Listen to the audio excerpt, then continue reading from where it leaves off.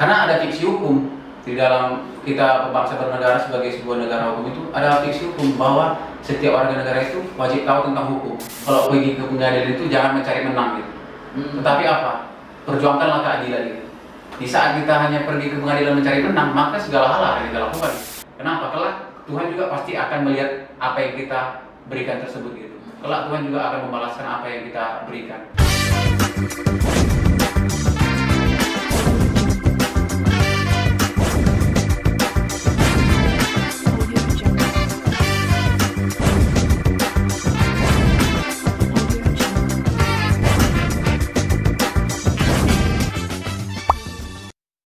Oke, halo sobat Hope Batam Channel yang terus mengikuti perkembangan diskusi kita di channel ini.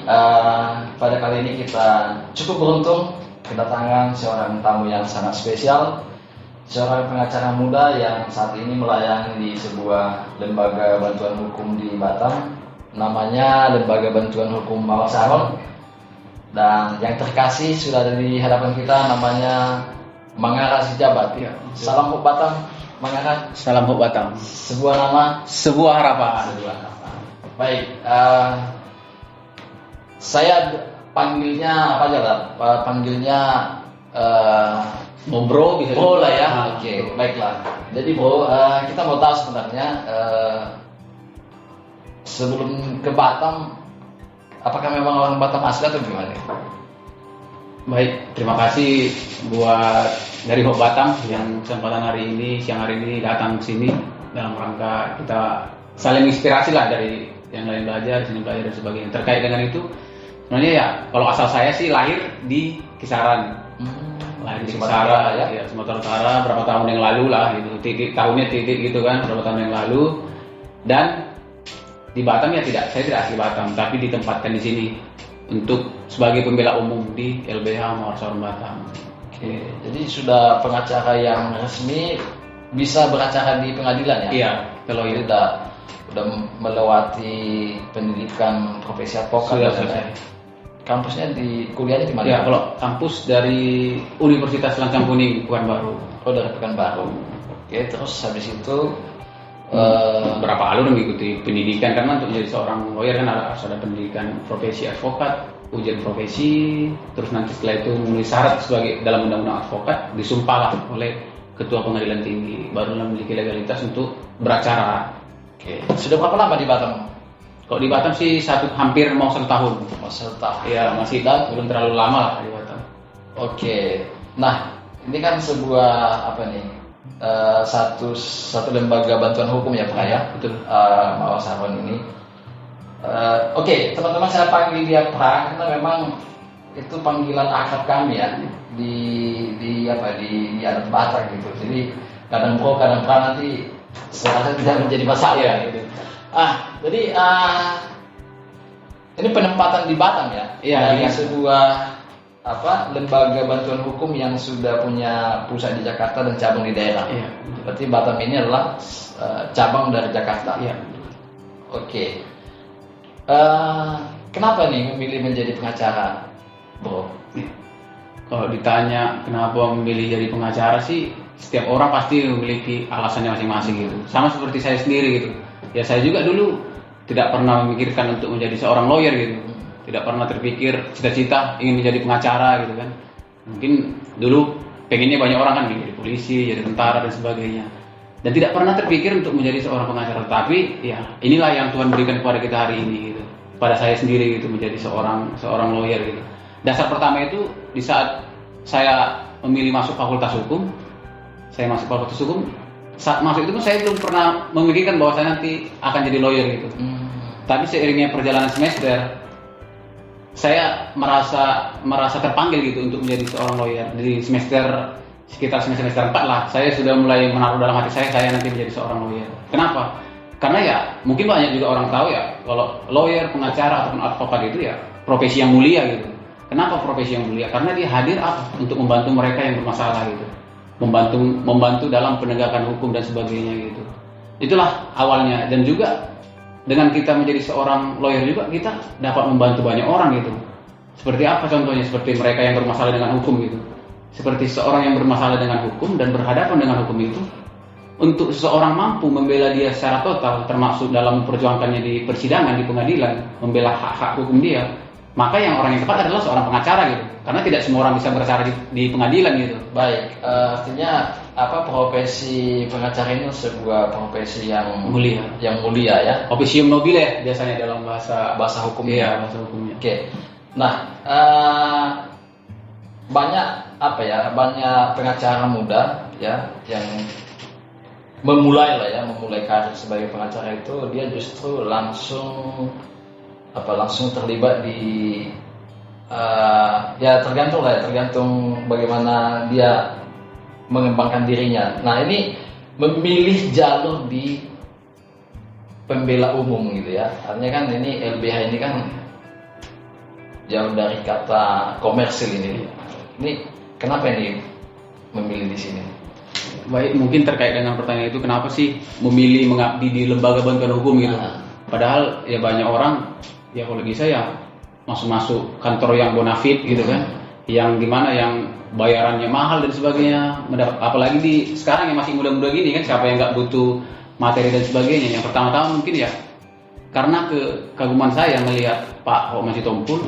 Saat saya belum kuliah juga sudah mengenal beliau lah sebagai lawyer yang cukup besar lah di Indonesia ini gitu. Tetapi dengan jiwa yang dia miliki itu, dengan apa yang dimilikinya, dengan nama besar yang dimilikinya, dia saja mampu untuk mau membela mereka yang tidak mampu. Saya terpanggil dan terinspirasi dari beliau gitu.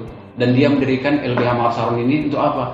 Untuk membantu mereka yang nggak mampu, membantu mereka yang tidak miskin gitu, yang berhadapan dengan hukum yang terkadang itu sulit mereka untuk mendapatkan akses keadilan. Sehingga dari dasar itu terinspirasi dengan beliau ya, ada LBH Mawar Saron yang didirikannya.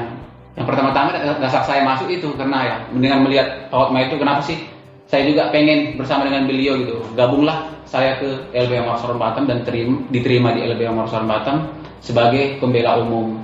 Dan saya bersyukur juga mendapat kesempatan untuk dapat berjuang bersama LBH Mawar Saron Batam. Walaupun sebenarnya masih banyak LBH lain gitu, tempat perjuangan masing-masing. Tapi saya bersyukur masih diberikan kesempatan untuk berproses di sini, belajar di sini, untuk merasakan bagaimana sih membela mereka yang mereka hanya mengucapkan terima kasih Pak gitu kan. Yang kita bela mereka, setelah itu mereka mengucapkan terima kasih sambil berurai air mata gitu. Tidak semua orang mendapatkan seperti itu gitu. Tapi saya selama di LBH Mawar Saron Batam bersyukur dapat dibalas terima kasih dengan air mata gitu, dibalas terima kasih dengan sebuah kata-kata, dengan doa. Bahkan kami juga tersering ya, kami hanya tidak butuh apa-apa dari aspek hukum dan pendampingan hukum yang kami berikan ini, cukup dengan doa gitu. Karena ya doa dari mereka lah yang mengantarkan kita. Dan juga Pak Omar juga sering bilang, di saat kita mampu membela orang yang tidak mampu, di saat kedepannya pasti kita akan lebih total lagi. Di saat kita dibela orang, dibayar orang, pasti kita akan lebih total lagi gitu. Jadi di sini tempat berproses, tempat berpembelajar yang paling penting gitu. Baik, akses hukum masyarakat lah ya, akses hukum terhadap akses masyarakat terhadap hukum yang berkeadilan itu memang seperti apa sih kondisinya saat ini, sehingga masih perlu ada LBH seperti ini ada di eksis gitu lah. Mungkin terkait dengan akses hukum itu, kita mungkin sering menjumpai di lapangan.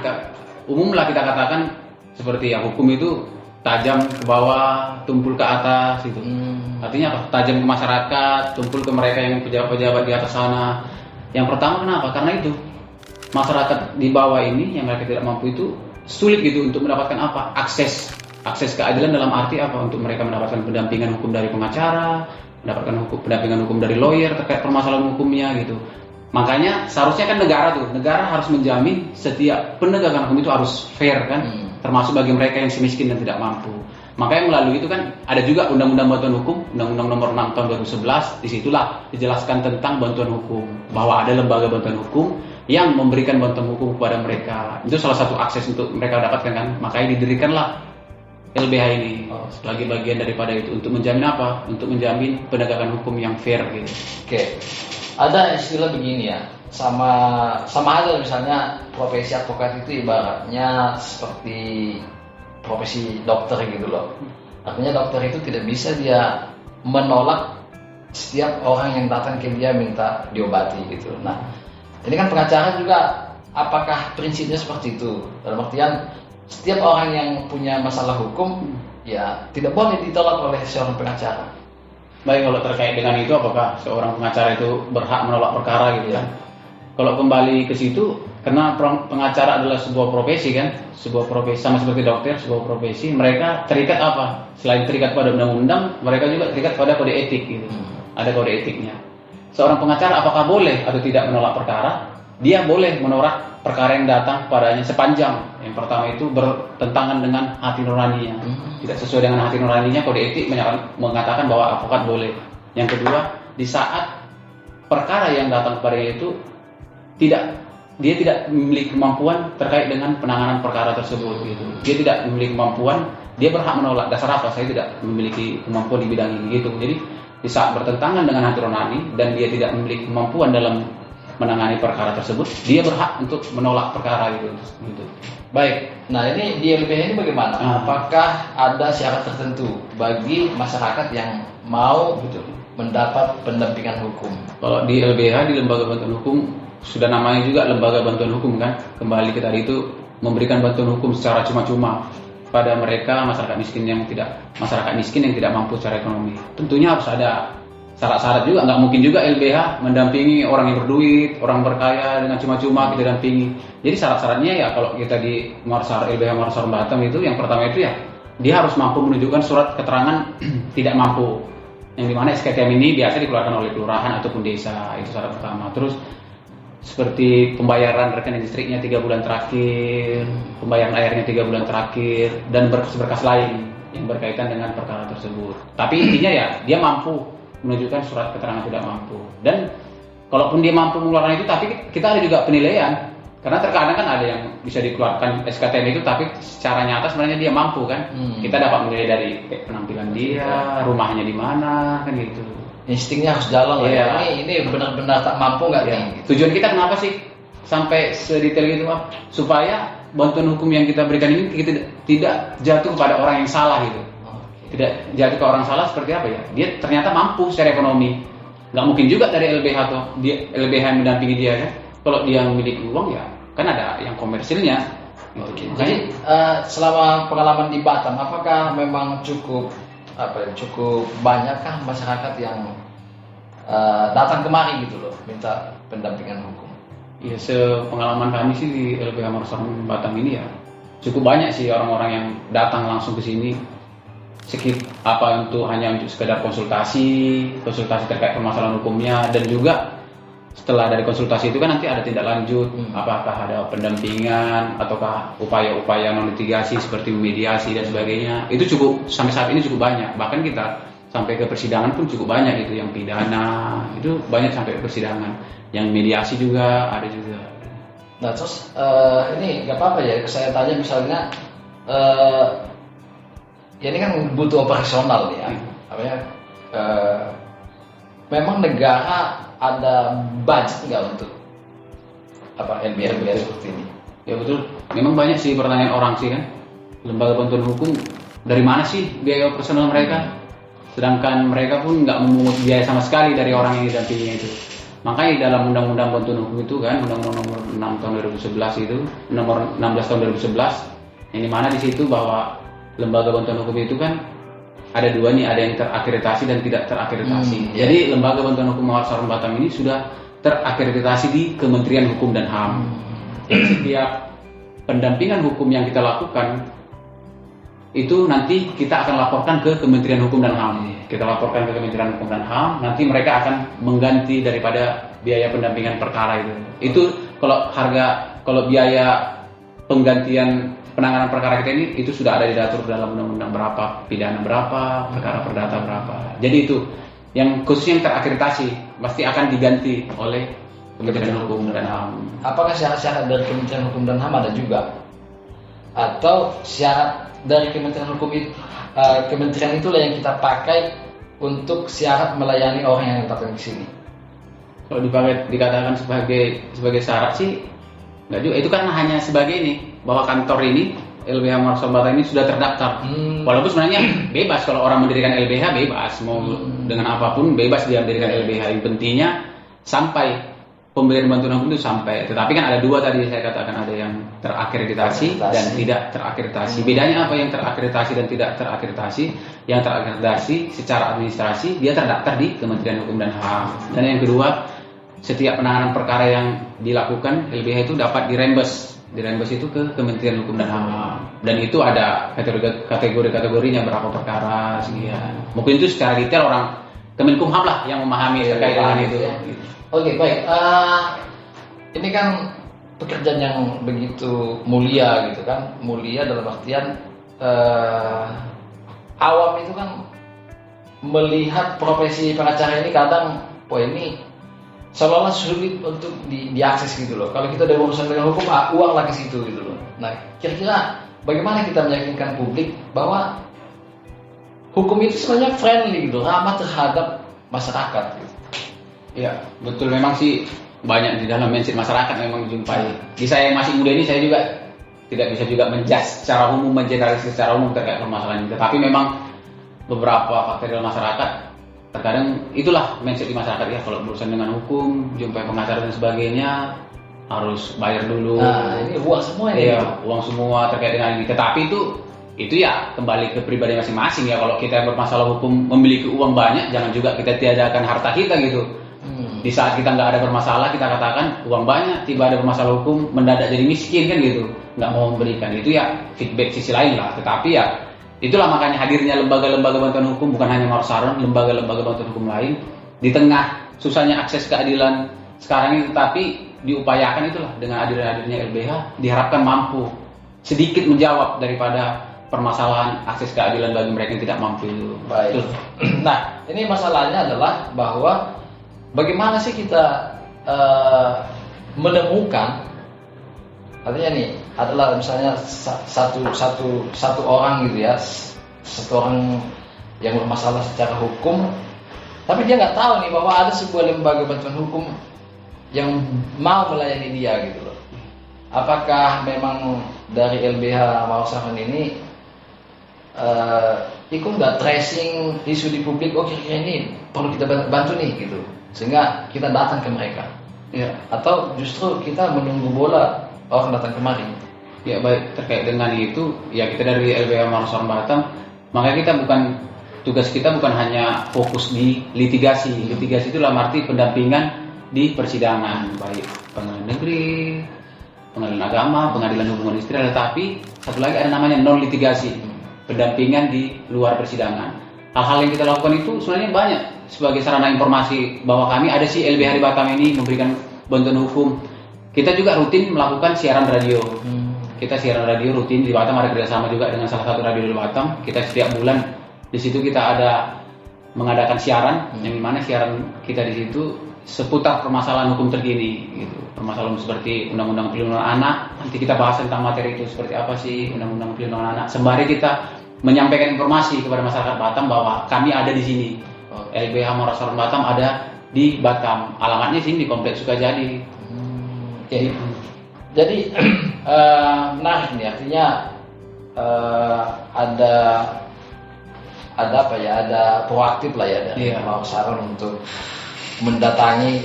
Kita juga ini mungkin tambahannya di rutan kita, di rutan Barelang, rutan perempuan, kita juga rutin menyelenggarakan penyuluhan hukum bagi apa, para tahanan. Kita situ mengadakan penyuluhan, kita jumpai. Jadi bukan mereka yang menjumpai kita ke sini, tapi kita yang menjumpai mereka ke tahanan.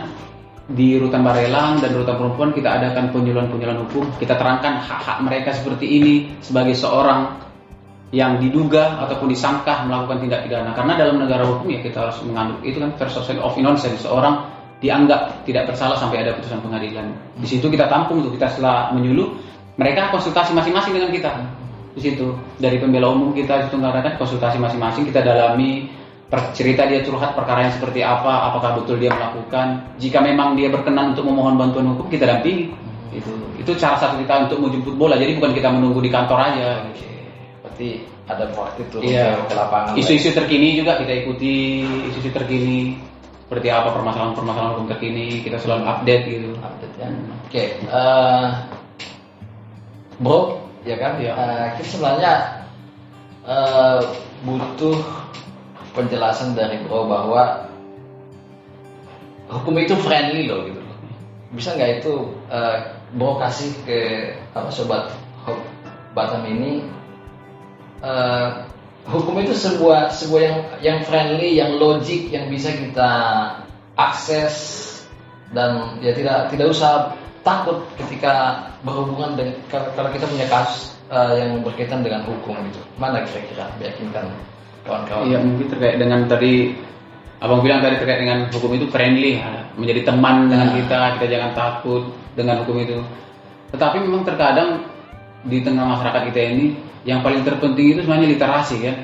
Literasi tentang bagaimana sih hukum itu.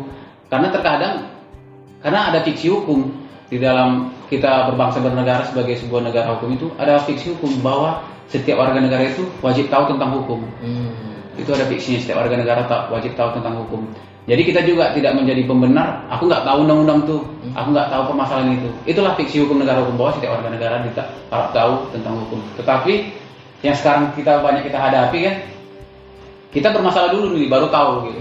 Sebenarnya literasi itu yang kurang, literasi baik dari kitanya kurang, maupun ya sisi lain dari negara juga harus lebih gencar menginformasikan terkait dengan hukum-hukum terkini, aturan-aturan hukum terkini. Tetapi itulah mungkin nggak semua orang juga tahu perkembangan hukum terkini, peraturan yang baru keluar sekarang ini. Seperti Undang-Undang ITE kan, Undang-Undang ITE sebenarnya ya pada saat ini sebenarnya sudah diatur berbagai hal di dalam Undang-Undang ITE itu kan. Tetapi kita ya masih ada aja beberapa yang menyalahgunakan, seperti ya unsur-unsur dalam Undang-Undang ITE itu kan kayak menyebarkan berita bohong lah. Kalau dulu sebelum ada Undang-Undang ITE kan berita bohong dari mulut ke mulut. Kalau sekarang ya dari Facebook, dari Instagram, ya itu termasuk unsur juga kan gitu. Literasi sih ya, literasi di sini tepatnya. Baik, nah ini kan pertarungan nih Pak. Ya kita bicara pengacara, ya bicara tentang pertarungan logika hukum, yang mana yang akan diterima oleh hakim sebagai kebenaran gitu. Nah, ini perjuangan selama inilah ya, memenangkan perkara gitu, memenangkan perkara. Kira-kira yang tadi di awal Bro bilang dibayar ketika kita membela seseorang yang tidak mampu itu kita dibayar dengan kata terima kasih dan air mata, itu udah cukup membuat kita bangga gitu. Nah ini seberapa susah sih sebenarnya kita untuk mendampingi sebuah hukum itu melalui proses selama dari persidangan sampai dia menjadi sebuah keputusan hakim. Betul, terkait dengan itu sih yang dia bilang, yang tadi Abang bilang bagaimana sih kita dapat perjuangkan kalah atau menang itu. Saya kemarin mungkin banyak yang mungkin dengar, Pak Otma juga sebagai pembina kami, sebagai pendiri LBM Marsan Batam, dia juga pernah mengatakan nih, di Indonesia Lawyers Club, kalau pergi ke pengadilan itu jangan mencari menang gitu. Tetapi apa? Perjuangkanlah keadilan gitu. Di saat kita hanya pergi ke pengadilan mencari menang, maka segala hal akan kita lakukan gitu. Tetapi di saat kita memperjuangkan keadilan, sebagai apa faktanya, itulah yang akan kita perjuangkan gitu. Jadi tujuan kita ke pengadilan itu ya bukan mencari menang, terutama mencari menang lah, bukan mencari menang atau mengalahkan orang gitu. Harus kita tanamkan dulu datang kita ke sana untuk apa? Untuk memperjuangkan keadilan gitu. Keadilan seperti apa ya? Seperti apa seharusnya dengan hukum, itulah kita perjuangkan gitu. Bukan kita mencari menang, mengalahkan orang gitu. Itulah ditekankan Pak Otma, mungkin pernah dikatakan di ILC, pergilah ke pengadilan itu untuk memperjuangkan keadilan, bukan untuk mencari menang. Dan itu juga lah yang kami ditekankan di LBM Marsaron ya, apa yang seharusnya diperjuangkan itulah kita perjuangkan. Keadilan itulah kita perjuangkan. Prinsip pembelaan ini begitulah ya, bagaimana meletakkan keadilan itu di posisi yang sebenarnya. Itulah kita perjuangkan keadilan itu. Oke, jadi selama ini cukup mewarnai pelayanan hukum bagi masyarakat yang tidak mampu di Batam. Oke, baik, Bro, terima kasih untuk waktunya. Tapi kita mau sebenarnya Bro coba memberikan sebuah pesan-pesan inspiratif lah kepada orang-orang muda. Ini saya lihat masih muda, cukup muda, tapi udah berani mengambil sebuah tanggung jawab dalam membela golongan-golongan ataupun orang-orang yang tidak mampu secara hukum. Nah, kasih spirit lah Bro kepada Sobat Hope Batam, bagaimana sih menjalani hidup yang inspiratif gitu? Baik, mungkin ya saya juga sebenarnya masih muda sebenarnya kan. Artinya bukan hanya di bidang hukum. Ya. Kawan-kawan kan banyak juga dia bergerak di mana, tapi kadang banyak orang muda itu tidak kokoh di dalam apa yang mau dia capai ke depan gitu. Ya mungkin sedikit, bukan hanya masukan untuk orang, tapi untuk saya sendirilah mungkin gitu.